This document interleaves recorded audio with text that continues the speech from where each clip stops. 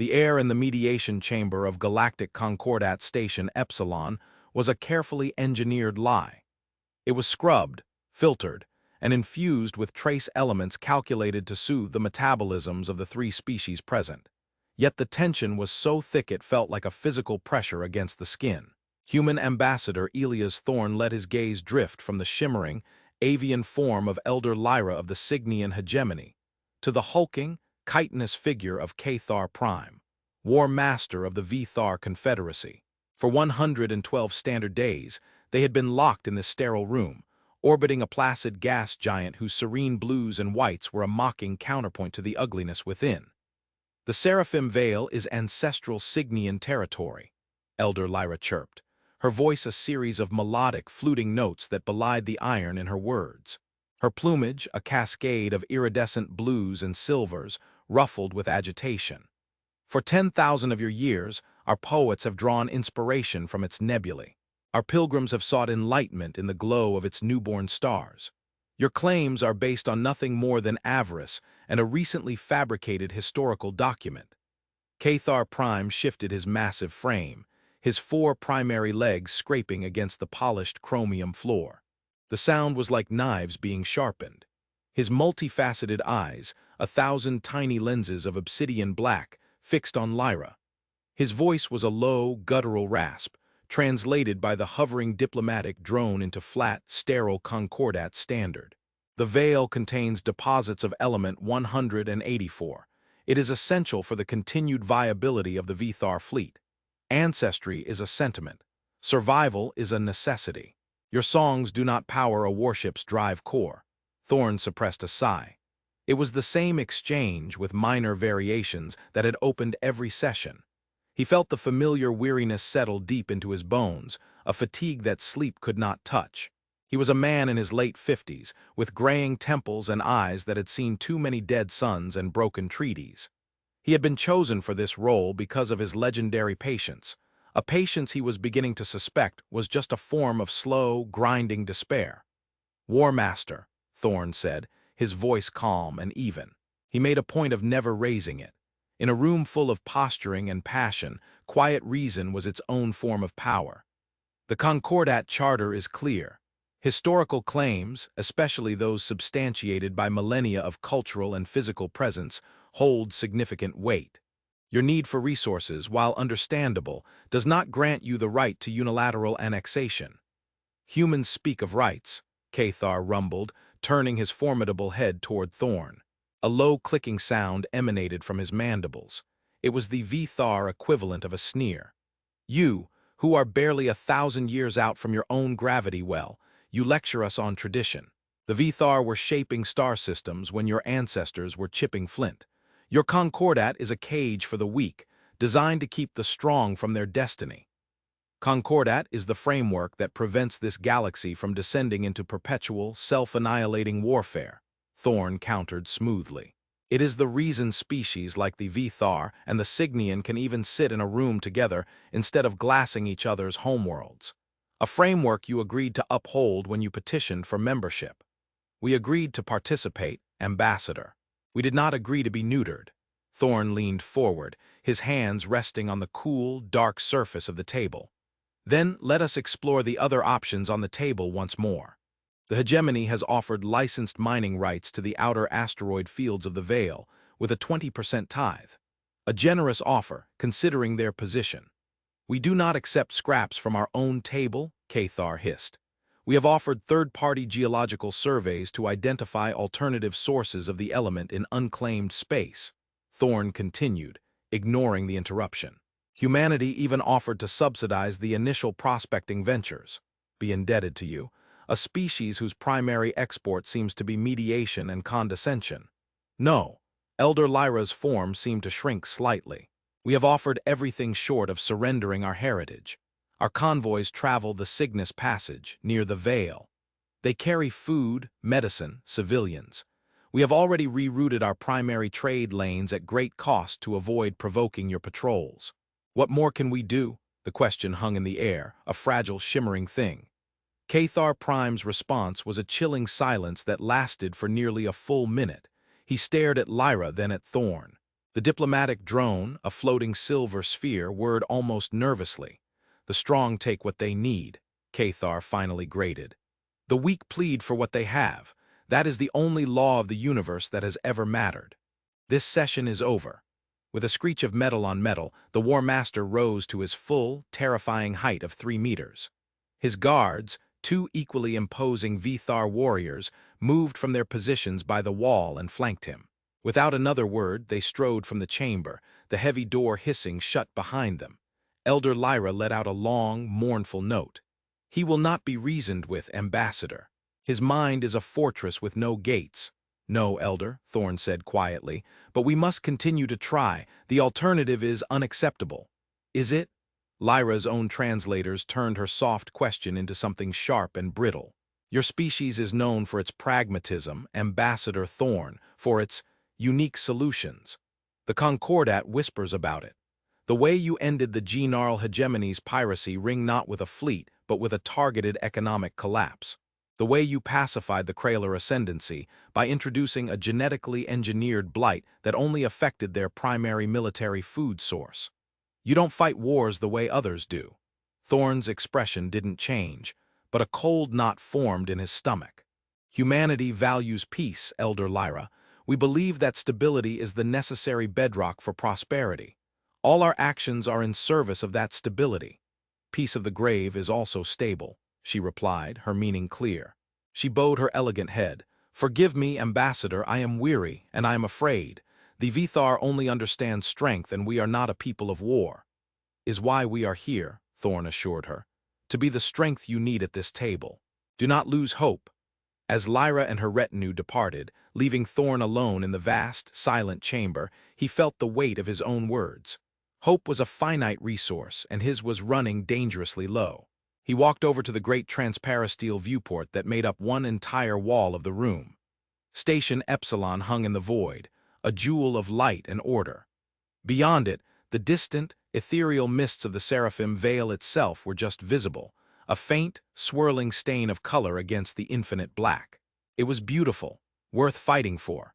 And Thorn was beginning to fear that a fight was inevitable. Later, in his private quarters, Thorn stripped off his formal diplomatic tunic and stood before the comms unit.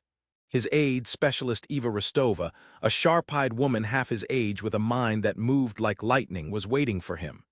"No progress, sir?" she asked, though she already knew the answer. "Cathar is a monolith," Thorn replied, rubbing his temples. "He sees diplomacy as a ritual of dominance, not a tool for compromise. He's waiting for us to blink to show weakness. Then he'll move." "Intelligence from Sector Command is troubling," Eva said, her voice dropping. She brought up a star chart on the holo display. It showed the Seraphim Veil, with Vithar fleet movements highlighted in aggressive red vectors. Their 5th and 7th assault fleets have been running drills on the edge of the Veil for the last 3 weeks. They're probing Cygnian sensor grids, testing response times. They're preparing the battlefield. Thorn stared at the display, his jaw tight. They're goading the Cygnians into a first strike, something they can use as a pretext for a full-scale invasion. Cathar gets his war, claims self-defense, and the Concordat will be tied up in procedural debates for a decade while he strips the Veil bare. "It's a sound strategy," Eva admitted reluctantly. "From a Vithar perspective." "Any predatory perspective," Thorn corrected her. He fell silent, his thoughts turning inward. He hated this part of his job, the calculations, the cold assessment of threats and acceptable losses. He had dedicated his life to building bridges, but his greatest responsibility was knowing when a bridge had to be burned. "Sir," Eva said, her tone hesitant, "we've run the latest probability models. Based on Cathar's psychological profile and current fleet dispositions, the chance of a diplomatic resolution is now below 4%. The chance of unprovoked Vithar aggression within the next standard month is at 87%. Thorn closed his eyes. "And the projected casualties of a full-scale war between the hegemony and the Confederacy. Conservative estimate, 30 billion, primarily Cygnian civilian. Total economic collapse of this galactic quadrant. Potential for a cascading conflict drawing in 3 neighboring powers. It would be the most devastating war in 500 years. The numbers were obscene, abstract, but Thorn saw faces. He had visited the Cygnian homeworld. He had walked through their crystalline cities, listened to their choirs, seen the fledglings in their communal creches. 30 billion, a number that was a species' soul, and Cathar knows this, Thorne murmured. He's counting on the Concordat's fear of that outcome to paralyze us. He is, sir, Eva confirmed. He doesn't believe anyone has the will to stop him. Turned away from the star chart and looked back at his own reflection in the dark comm screen. He saw the tired lines around his eyes, the grim set of his mouth. He looked like a man about to sign a death warrant. Perhaps he was. Eva, he said, his voice now devoid of all warmth, all diplomatic grace. It was the voice of a man making a final, terrible choice. Open a secure, triple-encrypted channel to Sol Central Command. Authorization code Thorne Omega 77. I need to review the contingency file for operation designation. Final offer. Eva Rostova's professional composure finally cracked. For a fraction of a second, her eyes widened. She had read the classified briefings. She knew what that protocol entailed. It was a ghost in the machine of human diplomacy, a theoretical last resort that had never, in the history of the Terran expansion, been used. It wasn't war. It was something else. Something colder. She straightened her shoulders, her expression becoming a mask of efficiency. At once, Ambassador. As the channel opened, a process that took several minutes of silent, cascading security handshakes, Thorne walked back to the viewport. He looked out at the distant, beautiful nebula, the Seraphim Veil. He had come to save it through peace. He now had to consider saving it through a kind of violence so precise and so absolute that most species in the galaxy did not even have a name for it. The Vithar believed the only law was that of the strong and the weak. They were about to learn that there was another kind of strength. Not the strength of a battering ram, but that of a scalpel. The catalyst came 3 days later. Thorne was in a working lunch with a delegation from the neutral Andromedan Combine, trying to build a coalition to impose sanctions, when Eva burst into the room, her face pale. She didn't speak, just placed a data slate on the table in front of him. Protocol dictated she should have waited, but her breach of etiquette told Thorne everything he needed to know. The report was stark. A Cygnian convoy, clearly marked with medical and civilian relief emblems, had been ambushed and destroyed in the Cygnus Passage. It was not a Vithar patrol or a fleet. The telemetry was too specific. A single heavy cruiser, the Vithar flagship Indomitable Will, Cathar Prime's personal command vessel, had jumped into the convoy's path, obliterated all 7 ships, and jumped away. There were no survivors. Over 12,000 Cygnian civilians, mostly families being relocated from border worlds, were dead. It was an act of unimaginable barbarity, but also a strategic masterstroke of cruelty. It was not an act of war. It was state-sponsored terrorism, designed to shatter Cygnian morale and dare the Concordat to react. Cathar Prime had not just crossed a line, he had incinerated it. He had personally overseen the massacre. Thorne read the report twice. The Andromedan ambassador, a being of crystalline energy, shimmered with distress. This is an atrocity, Ambassador Thorne. The War Master has gone too far. Thorne placed the slate down gently. He rose from the table, his movements measured, almost unnaturally calm. Gentlemen, please forgive me. An urgent matter requires my immediate attention.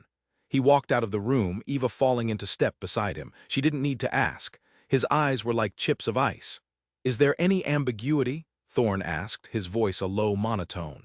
None, sir, Eva replied, her own voice tight. We have multiple corroborating sources. Cygnian long-range sensors, a neutral freighter's black box recordings, even leaked signals from within the Vithar fleet's comms network. Cathar Prime gave the order and watched it happen from his own bridge. He's reportedly boasting about it to his subcommanders. He called it culling the flock. They reached his quarters. The door slid shut, sealing them in silence. Thorne went to his terminal. He didn't hesitate. The conditions have been met, he stated, as if reading from a legal document. A direct act of aggression against a civilian population, perpetrated by the highest level of command, in blatant violation of Concordat law. All diplomatic avenues have been exhausted. The probability of a peaceful resolution is null. The probability of catastrophic, galaxy-destabilizing warfare is now at 99%. He placed his hand on the biometric scanner. A soft chime indicated his identity was confirmed. He began to speak, his voice crisp and formal, the words echoing in the quiet room like the tolling of a bell. "This is Ambassador Elias Thorne. I am formally invoking the Final Offer Protocol. Target entity, Vthar Confederacy High Command. Cause, Commission of War Crimes and imminent threat to galactic stability. Authorization. Thorne, Elias, Ambassador Plenipotentiary, Concordat Mandate 74 Alpha." He keyed in a long alphanumeric sequence. A final prompt appeared on the screen, pulsing in a soft, cautionary amber, execute. Y/N, this was the point of no return, the moment that would redefine humanity's place in the galaxy forever. They would no longer be the clever, pragmatic mediators. They would be something else, something to be feared. Thorne thought of the 12,000 dead Signians. He thought of the 30 billion who would follow if he did nothing. He thought of Cathar's sneering, arrogant face. His finger pressed the Y.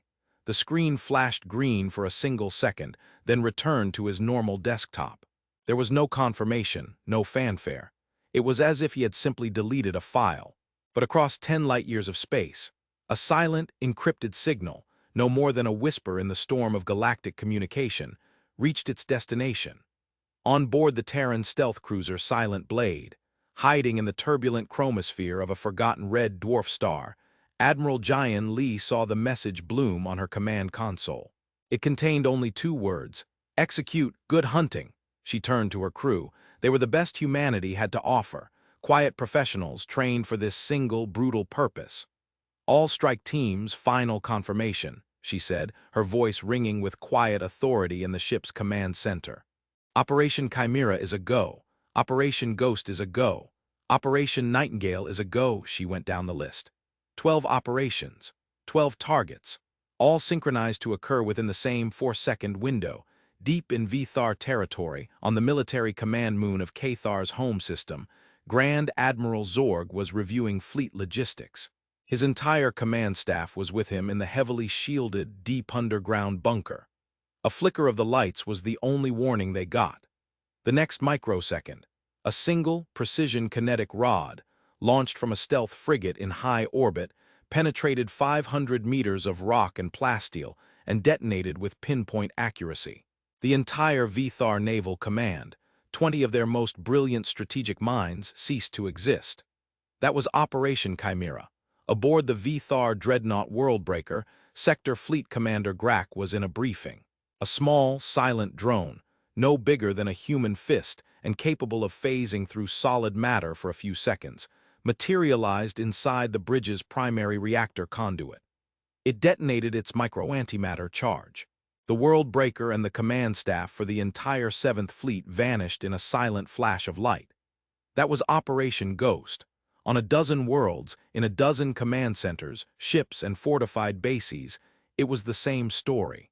A sniper round of hyper-accelerated plasma through the viewport of a planetary governor's office. A tailored neurotoxin, delivered via the ventilation system of a military intelligence hub.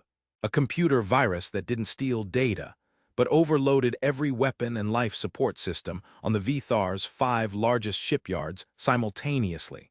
Operation Nightingale was perhaps the most elegant. It wasn't a physical strike. It was a data packet. At the precise, synchronized moment, it replaced the financial assets of every Vthar general, admiral, and minister, their personal fortunes, their family holdings, their secret accounts, with a single, untraceable Signian credit. A final, insulting message. The 12 operations were over in less than 5 minutes from Thorne's order. They were surgical. There was almost no collateral damage. No Vthar civilians were harmed. No infrastructure outside of direct military command and control was touched. It was not a carpet bombing. It was the systematic, instantaneous removal of a brain from a body. The Vthar Confederacy was suddenly, completely, and utterly headless. The result was not chaos. It was paralysis. Fleets on the brink of invasion stopped, their orders no longer coming. Patrols went into defensive postures, unsure of who was in charge. The entire aggressive Vthar war machine, so terrifying and powerful an hour before, ground to a complete and shuddering halt. Lower-ranking officers, suddenly finding themselves in command, were too terrified and confused to do anything but wait. The first reports began to trickle into the Concordat. They were confused, contradictory. A communications blackout from the Vithar capital. Strange energy readings, rumors of coups and civil war. No one understood what was happening, except for one man. Thorn had not slept. He had watched the intelligence reports flow in, his face an unreadable mask. Eva had brought him coffee, her hands shaking slightly. He knew he would be summoned. The summons came at dawn. An emergency session of the full Concordat Council. Every member species was present. The chamber buzzed with panicked energy. The Vithar representative was not a war master, but a low-level sub-diplomat named Grish, who looked utterly terrified and out of his depth. Elder Lyra was there, her iridescent plumage drawn tight in confusion and apprehension.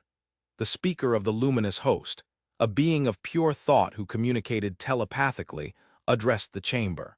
Its voice echoed in every mind simultaneously. There are reports of catastrophic system failure within the Vithar Confederacy. Their entire chain of command appears to have been erased. We have detected energy signatures consistent with advanced weaponry, yet there has been no declaration of war. We are blind. The speaker turned its attention, a palpable wave of psychic pressure, toward the Signian delegation. Elder Lyra, does the hegemony have any knowledge of this? Lyra's feathers ruffled. None, speaker. We are as shocked as you. Our fleets remain in defensive positions. We have committed no offensive acts.